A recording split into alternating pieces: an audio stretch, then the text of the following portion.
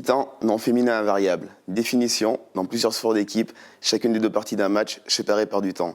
Alors bienvenue dans ma mi-temps. Bienvenue dans un espace-temps sans artifice, sans langue de bois, où la sincérité est le fil conducteur de l'émission. Aujourd'hui, j'ai le grand honneur de recevoir monsieur Alexandre Lacazette, attaquant de l'Olympique Lyonnais et international. Comment ça va, Alex? Ça va et toi? Très bien. C'est vraiment une fierté de te recevoir aujourd'hui. Donc, comme je fais d'habitude, est-ce que tu promets de dire toute la vérité et rien que la vérité et que rien t'y oblige? Je promets. Parfait, on est parti pour une belle émission alors. Tant mieux. Bon Alex, comment va le nouvel Alexandre Lacazette justement? Parce que vu la saison passée, meilleur buteur, meilleur joueur, ramené à Ligue des Champions à Lyon, il y a forcément des choses qui ont changé.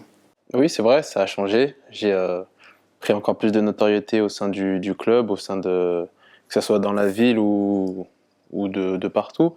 Je vais bien, tout va bien. J'ai passé un été, on va dire, compliqué, mais maintenant c'est dans mon dos, c'est fini. Et justement cet été, c'était du bon, la prolongation, prolongera pas. Pas savoir vraiment ce qui s'est passé, mais comment t'en es sorti? Tu penses que t'en es sorti grandi de cette histoire?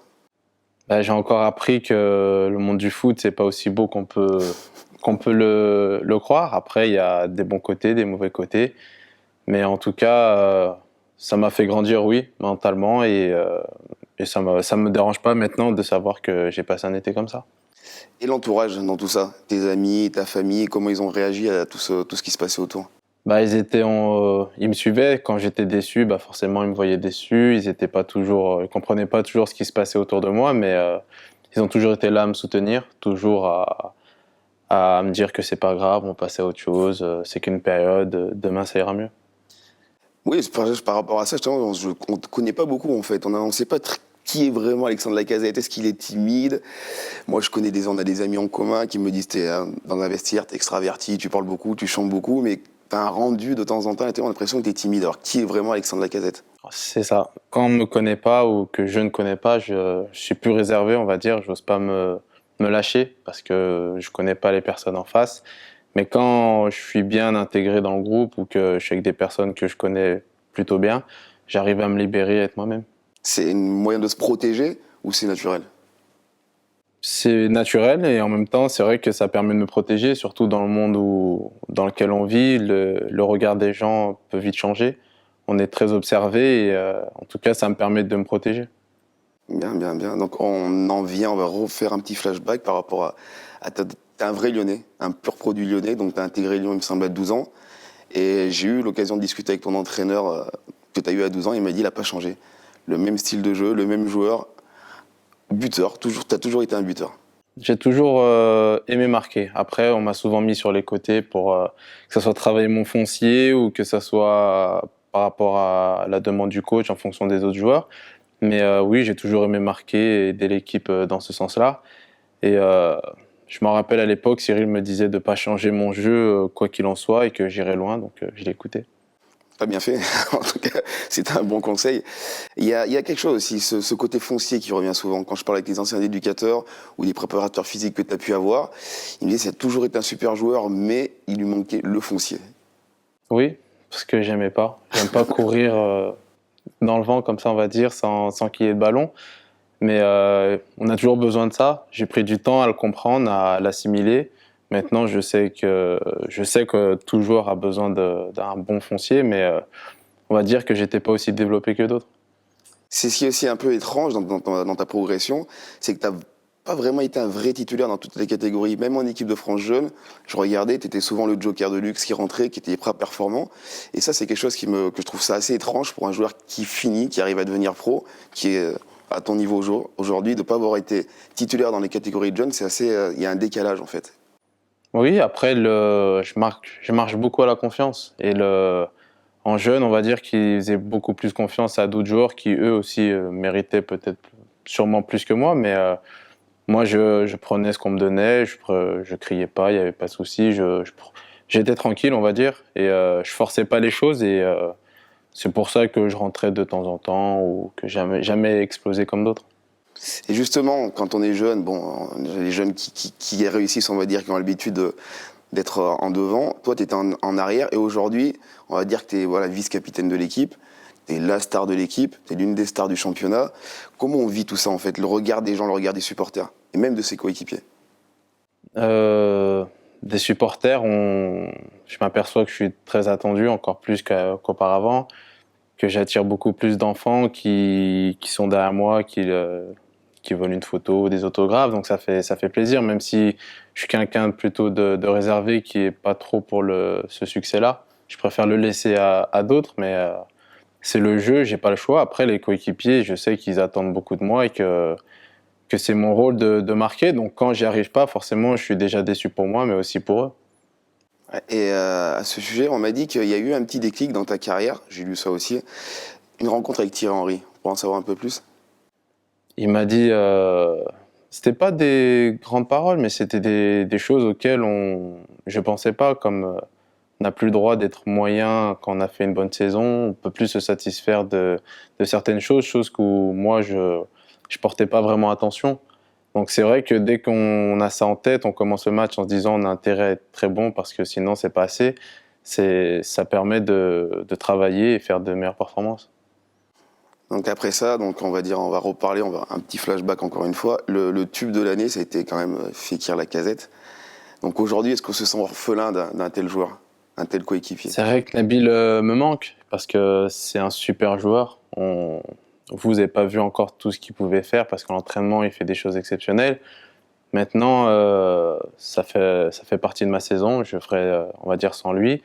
Et j'ai d'autres joueurs de qualité. Il y a Claudio qui est là, il y a Mathieu aussi, d'un profil différent. Mais en tout cas, je vais aussi apprendre avec eux et on va progresser. Et justement, cette nouvelle entente, est-ce que ça te force justement à jouer un peu de façon différente ou tu te dis, bon, ils vont s'adapter à ma façon de jouer? Non, je suis pas du genre à ne pas m'adapter aux autres. Si c'est un sport collectif, tout le monde doit s'adapter à l'un ou à l'autre. Donc je dois m'adapter au jeu de Claudio qui est un peu plus en profondeur que Nabil. Mathieu, lui, aime beaucoup le ballon dans les pieds, donc je dois lui aussi laisser un peu d'espace sans non plus dénaturer mon jeu, mais je m'adapte à mes coéquipiers. En fait, aujourd'hui, tu te rends compte que c'est toi qui dois faire en sorte que l'équipe lyonnaise tourne. Et peut-être ça, c'est compliqué à ton âge. Après une grande saison, ça doit être un peu compliqué à intégrer. C'est vrai que c'est pas facile c'est pas toujours facile d'avoir cette pression de se dire que on a beaucoup de regards sur moi comme si c'était moi l'Olympique Lyonnais, alors que non, on a un groupe, on est une équipe. Mais maintenant, c'est la pression, on va dire, de ceux qui ont fait des bonnes saisons auparavant. Donc après, donc l'objectif en fin de saison, c'est quoi avec l'OL? Ce serait de gagner un titre. J'ai pu le gagner la Coupe de France il y a 4 ans, je crois, avec Rémi Garde. Donc j'ai envie de gagner cette saison et ça serait bien. Et l'objectif personnel, bien sûr, je pense à l'Euro qui arrive bientôt. Oui, ce serait de participer à l'Euro, de marquer encore beaucoup de buts, de faire avancer l'équipe, qu'on ait une qualification en Ligue des Champions. C'est encore important pour le club et jouer dans ce stade, ce serait bien. Et justement, quand on a vu, bon, tu n'as pas été sélectionné la dernière fois, est-ce qu'on est frustré? Est-ce qu'on a envie d'appeler le sélectionneur pour savoir pourquoi? Moi, non, j'ai envie de continuer à travailler, plus démontrer qu'il aurait dû me prendre. Ça a toujours été comme ça depuis plus jeune. Je suis pas dans le dialogue de savoir pourquoi ci, pourquoi ça. Je suis plus dans le fait que c'est à moi de prouver sur le terrain, c'est à moi de démontrer. Et s'il m'a pas pris, c'est que j'en ai pas fait assez. Tu as commencé en pro il y a 5 ans, si mes mémoires c'est bonne. Et qu'est-ce qui a changé? Comment tu as évolué? Est-ce que tu t'es servi de l'apport des anciens que tu as connus à une époque où Lyon était encore le grand Lyon? C'est pas le cas aujourd'hui, mais c'est un peu moins le cas, pour devenir un leader de vestiaire aujourd'hui? Parce que je pense que tu es un vrai leader de vestiaire. Oui, j'étais, sachant que quand je venais à l'époque où même tu étais là, je regardais beaucoup les anciens, j'étais dans mon coin, j'essayais de me faire discret et j'apprenais un peu comment ils géraient, comment les cadres géraient le groupe en fait. Et après, en grandissant, j'ai vu que je pourrais pas imiter un Juninho ou un Chris parce que je suis pas pareil. Ils aiment parler et moi, je suis plus un leader qui, on va dire, sur le terrain. Je préfère démontrer vraiment le sens où il faut aller plutôt que parler, allez les gars, encourager, ça me ressemble pas. Et je sais que quand quelqu'un essaye de se dénaturer, ça marche pas. Il n'a pas de crédibilité, donc je préfère laisser ce rôle à d'autres et moi plus démontrer sur le terrain. Ça me fait penser à la même chose quand on me disait Alexandre Lacazette, il peut jouer à droite comme à gauche ou dans l'axe.